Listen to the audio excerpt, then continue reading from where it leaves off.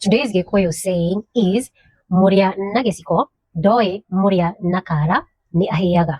That means he who eats with a spoon does not know that he who eats with his fingers gets burnt. This Gĩkũyũ saying is teaching us that a person who is comfortable, a person who is protected, or a person who is distant from a problem or from an issue does not understand the suffering of those who experience it directly.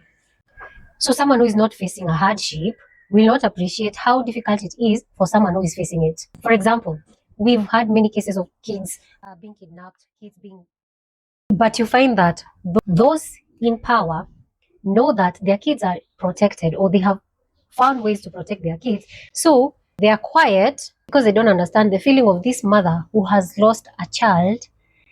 And imagine there are mothers who have lost, or there are families who have lost kids for more than a year. But these people are quiet because they don't understand. They've not gone through that hardship themselves. So they are unable to relate this family who is suffering for their babies. I've seen people online criticizing a lady who said, if you're homeless, just buy a house. Like, as if it's that simple. Because I guess she does not understand that why people are homeless. Like, why are you homeless? Just buy a house. The lesson here is, do not judge people's struggles. Before you give advice or before you criticize them, try and understand what they are going through. Like, imagine if it was you, if you had their story, would you survive the way maybe they have survived? I really hope that the issue going on of kids disappearing will be resolved soon. All these women leaders need to do is to put themselves in the shoes of the mothers who have lost their kids.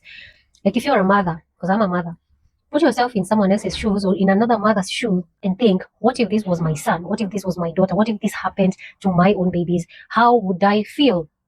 And I feel that if they bothered to actually think or to actually try and understand what these mothers are going through, they would do something about it.